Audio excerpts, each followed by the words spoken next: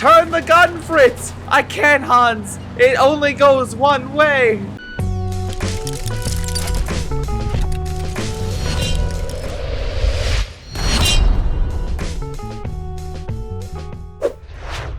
Hello everyone, this is greyshot17, and today I'm currently casting a 1v1. Yes, this is a game which we're versing an OKW versing a Soviet on Amilly fields. We got UC Loft versing Lars. One of these awesome people is not only a patron, and also a sub, but also is a YouTube sponsor, which I completely forgot was still a thing. But yes, there are a couple YouTube sponsors who get some awesome emotes and some bonuses who help support the channel on the side. So thank you very much, and let's see how they fare. We already have UC Loft going Airborne troops, which is interesting because, again, we have penals. For those who don't know, penals essentially with this doctrine get PPSHs, which is better at close range. Versing an OKW player, I could see this being very effective against Sturms and Volk squads at close range, but not so great against medium and longer. Anyway, we have some interesting barbed wire choices going down. We also have an interesting choice with double Volk, a Kubel, and a Sturm.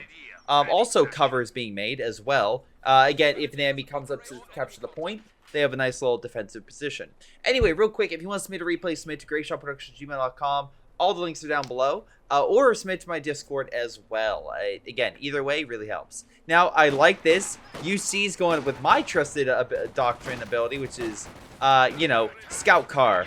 So the question is he going to go with a flame variant? Is he going to give this a penal with PPSHs, or is he going to give it with, a flamethrower? Penal's moving on in against the Volk squad. I love this Scout Car. All the cover's gone. Nope. Volk squads can't use any. While Pinos are still in good cover, Volk squads being forced out. Storm Pioneers can do a lot of damage, and looks like it will do exactly that. But it looks like the Scout Car is literally firing at this poor Volk squad with its rear machine gun. This guy just is not shooting because he's getting ahead of it. Now he's using his front machine gun to hit him. We're getting close to the base. Again, for retrospect, the base has a defensive flak. So the Scout Car will be unable to kill the Volk squad because the flak would kill it, rather than most other bases where the base is guarded by an MG, which would do damage, but it wouldn't necessarily kill it if used properly. Looks like a medical facility is going down to help. More penals are pretty much being deployed. Right now, it looks like, my general opinion, that Lars is on the back foot. UC doing an excellent job at keeping them contained. Going after a oh my god. This Scout Car has already been like an ace. The Kubel's making a run. Turn the gun, Fritz! I can't, Hans! It only goes one way! Luckily, Volk squads come on in to keep the Scout Car back. Storm Pioneers as well. Moving on in to heal the Kubel. Again, it did survive, which is astounding in my opinion. Meanwhile, we got ourselves a penal squad that I guess was trying to move up. We have a satchel going down. Weird case. Usually want to hide that, but a lot of people are paying attention to get a quick kill. That I've absolutely seen that. Meanwhile, on the far right, we got ourselves a Scout Car almost up to operation status. No flamethrower yet, which is interesting. Which makes me think, again, all the munitions went to that demo. Maybe a mine, but so far it has not gone to upgrading any of the men. Again, it's going to take a bit more VP to do so, but still, something to take note of. Volk squad on standby with the Kubel. We got some penals and engineer squad. They really aren't going to put that much of a line, per se. They are currently, in an interesting move, on the back foot. They're right now 50 VPs, compared to the OKW at, 50 VP deficit. Here's the thing, though. Oh, Kubel detects it. And there it goes. But also, you get cover. But anyway, back to what I was saying. Soviets are making a small turnaround. They have the two VPs and now putting pressure back on Lars. So Lars will need to do something. Meanwhile, I almost want to say Ubisoft, but UC Loft, which again, I'm assuming is a play on Ubisoft. Right now engaging over here. Scout Car coming on in. No support.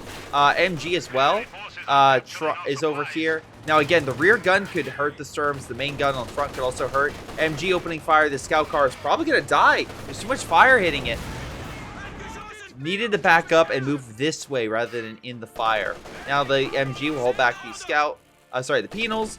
The Sturm Pioneer will melt down the scout car to get some salvage and use the fuel to hopefully get some armor out for the enemy, which is true. Half tracks on the field.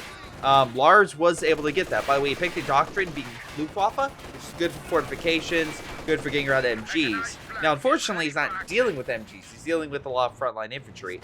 And now we're dealing with some really powerful infantry. Again, we got ourselves Guards Airborne. I prefer the other Guards unit, but again, these guys are pretty freaking solid. The reason why I deploy, I guess, the other troops... I like it in Terror Tactics. I'm sorry, let me rephrase that. Terror Tactics a bit more. Just because of the fact that I like the fact of how that doctrine goes overall. These can, though, compensate for the penals by their close range. This is long range. Problem is, these guys have just been given free PPSHs. Again, free, which is fine. But you don't get the long range fare that the DPs would really, really excel in. Meanwhile, we have an infrared and a half track in. So again, I'm kind of concerned what these penals are. I mean, you can just have them. That's fine. It's just you're kind of limiting yourself. Also, a Dushka would be wonderful right now to kind of hold back a lot of the light armor. I do like how he has the half track kind of, you know, keeping an eye out for the Soviets. That way he can use the half track to maximum range. Because again, that's what this does. It increases the range to a, well, as you can see, a really solid degree. Allowing Volk squads to dominate mid. Starting to push back on right. Kupel's going to be healed as they take some territory. Engineers might stop that, but I highly doubt that. Penals easily push back. UC Loft in a interesting state. He needs to counterattack in a major way. Now, let's see. Engineer squad easily push back, so that's not going to do much.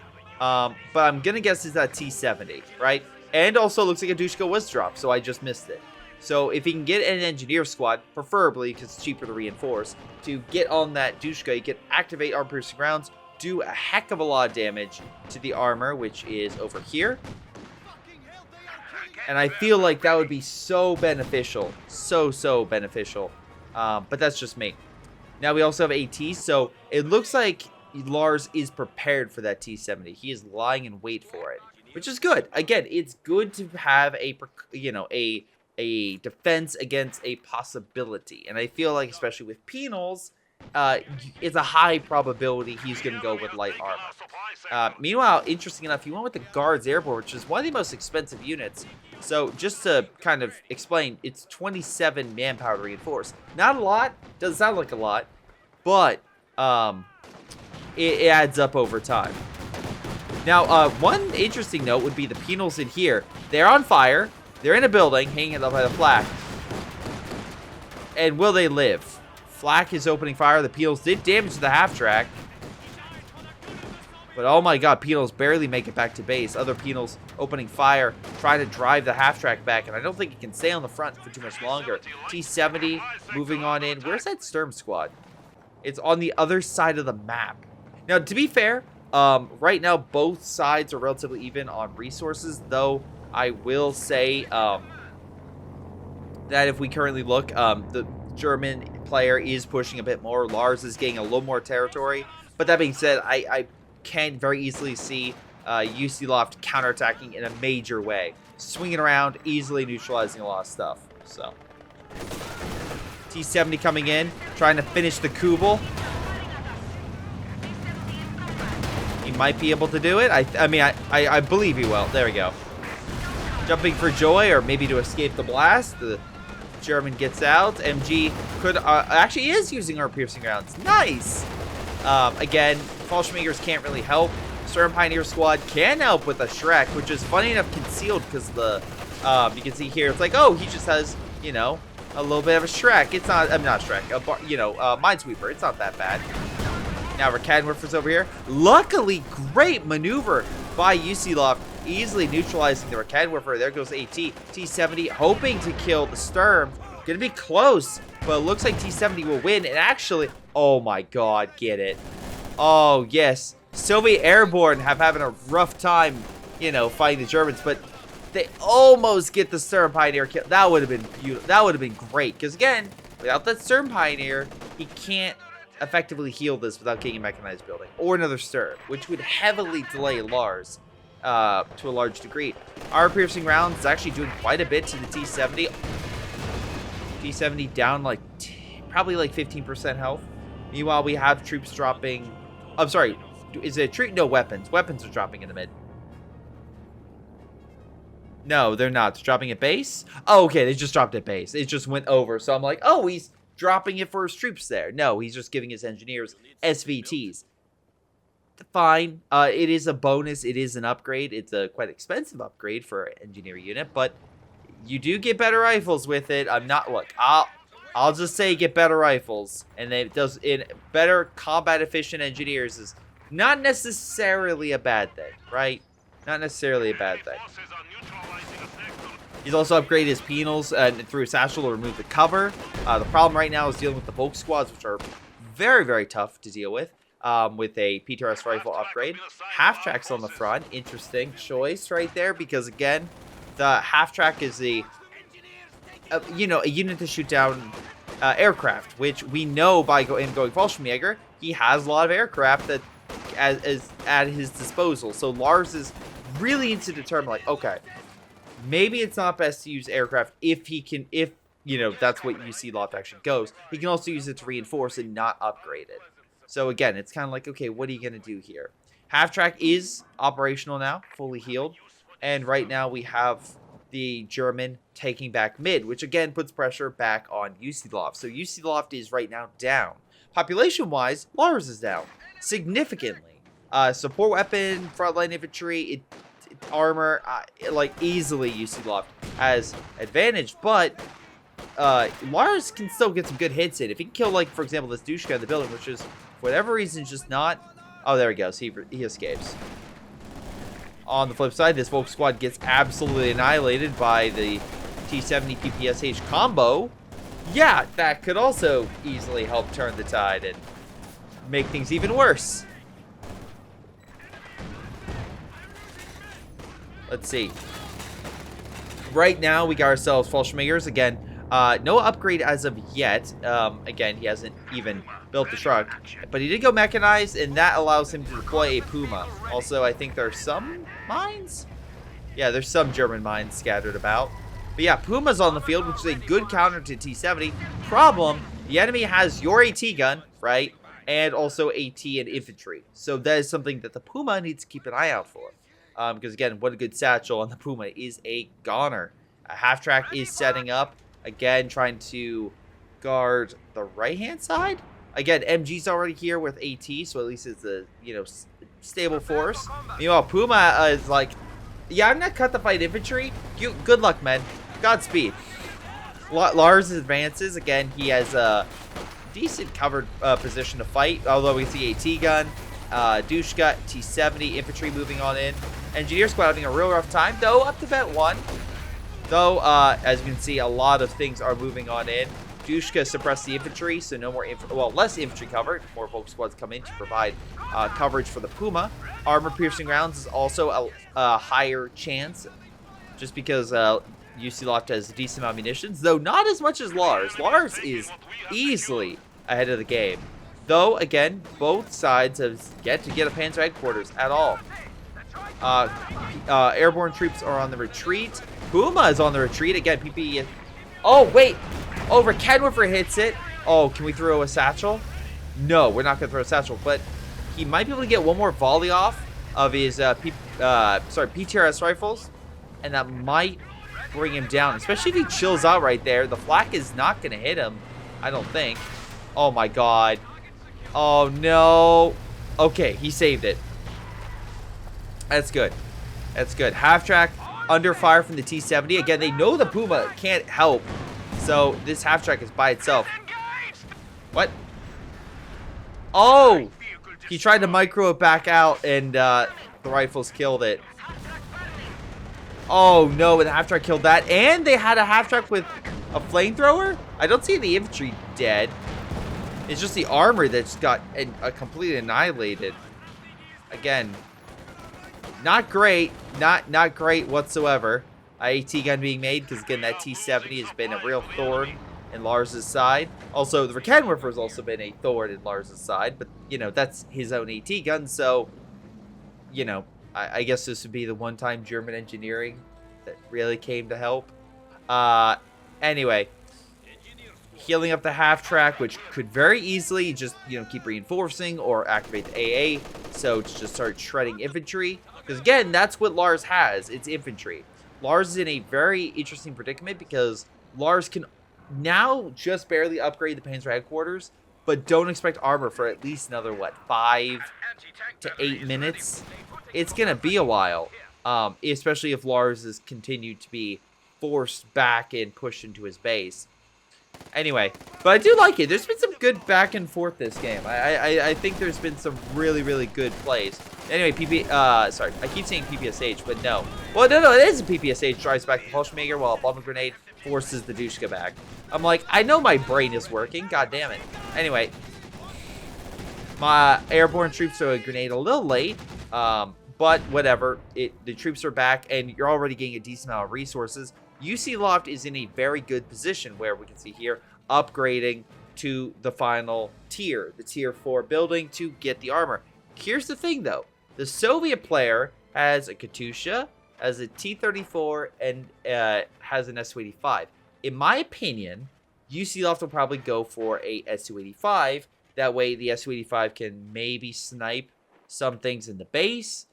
Could easily try to hit some of the armor, and I think maybe put an end to anything Lars could theoretically make, right? Because if Lars rushes for a Panzer IV, the Su-85 could counter it. Now, again, you could go for a Katusha and try to annihilate the infantry. You could absolutely do that.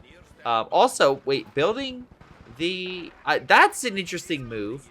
Going for the tier 2 building. I mean, I don't know why you need an MG and AT gun. You literally have the best MG the Soviets can muster, and a pretty damn good AT gun, which is inside. No, it can't fire from there. No, it can't. It's just being moved. All right, so T-34 is being made. So trying to go for the quick infantry killer rather than going for something that is designed to only counteract armor. Makes sense. The Su-85 would really do damage, but to be fair, by the time Lars gets armor, there might be an Su-85 available, right? Because 33, you're talking about 3.5 minutes for the Su-85. And the Su-85, again, 130. So, yeah, roughly 3 minutes. Maybe just, you know, slightly more. 3 minutes for this is 48. You're not even looking at armor. Like, you're not even looking at a Panzer IV. Unless you, like, get some wrecks or something. I mean, to be fair, there was some wrecks. I don't know where the half-track carcass went. Where's the Puma? Oh, the Puma's carcass has already been torn apart. So you get the idea. Essentially, it's like UC Loft is like, as long as my infantry hold territory and continue to push Lars back, I'm good. I'm in a solid state. I can easily advance and do what I need to. Now, very smartly, Lars is also like, all right, I'm going to get double AT to deal with the armor.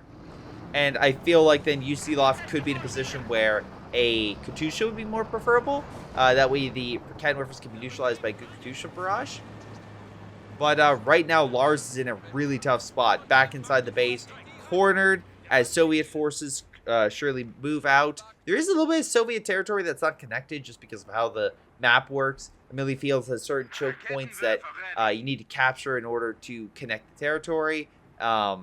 Which, again, has not been done for some parts of it yet. Those Soviets are definitely working on it. Fallschirmjägers have been upgraded, which is good. And easily pushes back the engineer squad. So much manpower. God, this tier 1 infantry attack really needs to hold back the Soviets. Like, you need to defeat the Soviet armor. Speaking of which, here comes the T-34, looking for some fresh blood. And it's going to go for the MG, but hit from the side by the Rakenwerfers. Unfortunately, in a bit of a pickle. And very quickly, the Soviets... Oh my god. Is he going to live? He is very lucky that last shot missed. But it did, and right now Soviet forces, the T-34 survives. T-70 pushing in another angle. Recadwiffer is forced back, but the Sturm is under fire. Again, I think he's firing direct through the brush. But I could be wrong. No, he's firing through.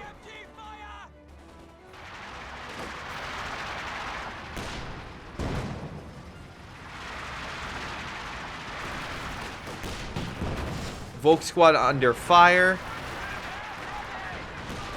Wait, why is he under fire from the support gun? Oh, he probably was targeting that area and is still under fire. I'm like, wait a second, that's his own gun. Okay. Anyway, troops being hit from long range, which is actually the one thing about upgrading your men with this. With the PPSH in that, you lack long range. Recadwiffer is easily just... No, Stern Pioneer squad gets the T-70 kill. Right? Oh no, Recadwiffers are also opening fire. They got the kill. Damn it. Oh my god, he was paying attention to that. He lost 2 of his troops just from long range fire. Fallschirmjäger's coming in, finishing the job. Again, I love that. 2 different areas, quick wins. Now, Lars is up top and has a solid infantry force with no armor to speak of. Alright, Soviets not to be deterred by a small loss of a lot of men. They're bringing up a Katusha. This could absolutely pay dividends because of the amount of infantry that Lars has deployed. Plus, you still have to give credit that even though that, yes, he's a lot of support, his support stuff is either very good, being Dushka or the engineers, and have been upgraded, or you have a Vet 3 Penal, which is not great, but at very least, the one squad can hold its own. Sure, he's fighting 3 infantry units and 1 that are Volk squads and 1 being a Fallschirmjäger. That's not great, but again, could be worse. Smoke going down. Penal's moving on in. Recadwiffer on standby as engineers in good cover, holding back the Volk squad. Satchel going off, holds back the Volk, allows the Penals to decap territory. Again, we see UC Loft on top, doing a very good job at capturing more and more total VPs away from Lars. Lars really needs the counter. Meanwhile, Half-Track's just been moving troops up or healing. T-34 hitting the Volk squads now, forcing it back. Again, they're going to try to go for the kill. Flamethrower is very powerful, and the T-34 is also can be good for shooting units. I've seen 85 absolutely annihilate units on the retreat. Recadwiffer is repositioning itself. Well, another one following, trying to hit the Half-Track, I assume. They hit the T-34. But the Half-Track's still under fire, and one more shot, and they got it. It will escape. Fallschirmjäger moving on in while the Stern Pioneer retreats, and the Katusha is an absolute whiff. It completely missed target, and right now, Fallschirmjägers are being held back by Penals, actually, which is a little surprising. They're moving back to cover with the Dushka suppressing them, so good coverage. Again, Lars is holding them back, but also Lars might very soon get a Panzer IV. So if that Panzer IV does come out, UC Loft will need something to counter. And now he's doubling down on T-34s. T-34s are the cheapest medium tank, and again, a solid, tank in general. I have nothing against T-34. Problem is against double Recadwiffers in a Panzer IV that I believe is, the J version. Yeah, so you're gonna have issues penetrating the armored skirts of the OKW, right? The Panzer IV is gonna have a good amount of armor to where you're really gonna have to focus your own AT guns on it, and they've been more either supportive with artillery or just not as kind of just there, right? I mean, it has gotten 1 kill, but it's been infantry, so there's that. Also, Lars has air capacity. You've yet to upgrade your unit with anti-air. Now you've been using it as a healing unit. You've been using it as a unit to bring troops up to the front, so that way you can quickly move up and fight Lars near his base. Also, nice job hiding the Recadwiffer for ambush. Volk squad under fire, extended a bit too much. T-34 might cause a bit of an issue. Very grouped up, but again, T-34 having a rough time finishing off the unit. Did pick off a model, needs 2 more. I don't see any mines in the vicinity. Recadwiffer will open fire. Volk squad very close behind, so it could as well. Faust it if it hits. Does hit, but too far away to Faust. T-34, though, is still trying to help. Did he just hit a friendly, or am I... No, I'm just crazy. Anyway, Fallschirmjäger, 13 kills. Let's see.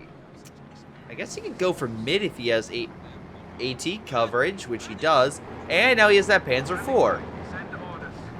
Again, the J variant is a solid choice. Penals are in mid with double T-34s engaging, walking into Raketenwerfer. Panzer IV trying to do what it can. Airstrikes are not an option, though, with the upgrade to the pintle machine gun. Does pen with the Panzer IV, and they will escape through the back route. Meanwhile, airstrikes come in, absolutely miss the half-track, and the T-34s try to escape, but the Stern Pioneer is lying in wait. This thing has been surprisingly effective against armor, wearing it down. Panzer IV, though, can finish it off. Does indeed get the hit, and unfortunately the dive did not pan out as well as they might have expected. Now UC Loft is seriously down, and unfortunately not even able to kill the Raketenwerfer. IET is moving on up, but you still have to worry because of the 1, 2, 3, and 4 units that are all over the place. Wait, UC Loft is now saying bot? I'm kind of concerned by that. Does UC Loft think Lars is a robot? I feel like that's, you know, kind of. Yeah, I'm just like, what? I know I've seen a rare instance where someone said they dropped, but they didn't. But this person's still playing. Volk Squad. I mean, the Katusha's also been not great. I almost ate crow there, but he did miss. Support gun, good range. Again, to start pounding away at the support equipment. Volk Squad, or maybe smoke mid. I mean, right now, Lars is still down taking, you know, having issues. But overall, UC Loft is the one that's really more detrimental, right? Losing two T-34s is a huge blow. Though, getting an S-285. So again, a lot more armor is being deployed. Hopefully the Soviets can use that a bit more effectively.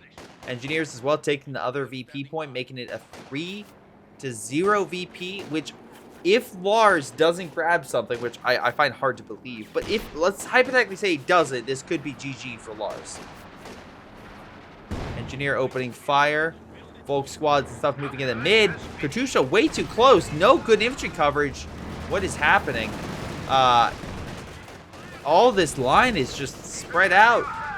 But again, he can't exactly see the Panzer IV. Half-track needs to go the other goddamn way. Raketenwerfer opening fire. S-285 opening fire. Panzer IV in a real rough spot.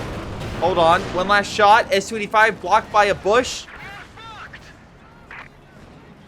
And the half-track goes down. Along with the Raketenwerfer. S-285 trying to go for the dive. Although Panzer IV is, you know, firmly inside the base. This isn't going to be a Puma situation, I don't think. Oh, does he know where it is? Are you really trying to kill the half-track now? S-285. Alright, Katusha. And a P-47 against infantry. Or is it hitting the armor? It's hitting the armor. I'm very confused by that. That Soviet commander was probably the same guy being like, alright, troops, alright, I am going to lead 200, was it 250,000 men? That was like, alright, I'm going to lead you in. We're going to defeat the Germans in the south, in Ukraine. We're going to retake the area. Now, we're going to advance. Alright, we broke them. We're doing pretty good. Alright, we're moving on in. Wait, what do you mean they're closing our back lines? Wait, what do you mean our flanks are protected? What do you mean we're surrounded? What do you mean the Germans are here in force? So, yeah, it's kind of like that situation where it's like, you keep thinking that you are one step ahead or you're, you know, in that better state, but you keep walking into traps. You're just walking into bad scenarios, and it's just not panning out for you. Sure, you're getting infantry, and if you somehow get another armored unit, I would be surprised. But now you went from, you know, 20 points down to 40 points down. And all right, getting a T-34, I don't think it's going to help you. Because again, the Panzer IV is better than the other one. And you've lost both AT guns, right? You lost the Dushka, right? So Lars easily has the advantage. And while you have almost, you know, 104 points to victory to throw Lars out of the game, he has the army, he has the munitions, he has the manpower, he has everything. I don't know what you have, but it's not good. The situation is not good for you. Fallschmagers with 20 kills. We did lose the Volk squad during that whole kerfuffle earlier, but still, I don't think it's that big of a deal. Again, he keeps saying that. I have no idea. Does he think this is like the corridor? Oh, he's a cheater. Oh my god. He's a corridor digital where it's like they make like digital effects and you know. All right, let's check the follow camera. So again, Lars is looking at his own men. And there wouldn't be anywhere that he's not looking that's not within his sight lines, right? I point this out because, you know, you'll see a lot of times like something pop up where there's no fog of war or something like obviously like cheating things, but that's not the case. Also, you bulked up most of your men, so the Panzer IV just got a hell of a shot on all your men, and you just lost another engineer. So yeah, he's definitely cheating.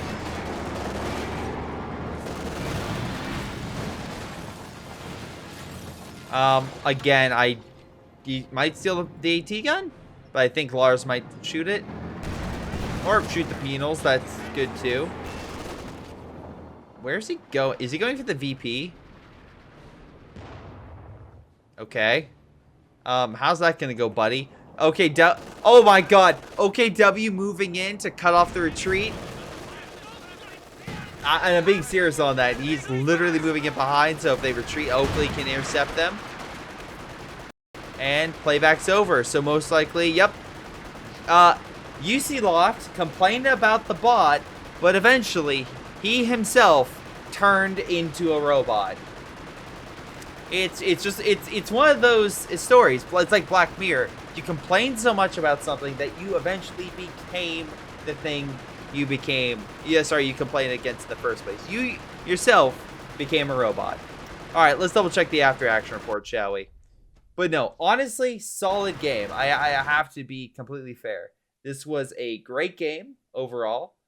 Solid effort, I would definitely say. Now again, sorry, I'm pulling this up while I shut off this. Bingo. Alrighty. But no, I would say solid game. Like, this was a great game that highlighted a couple different things.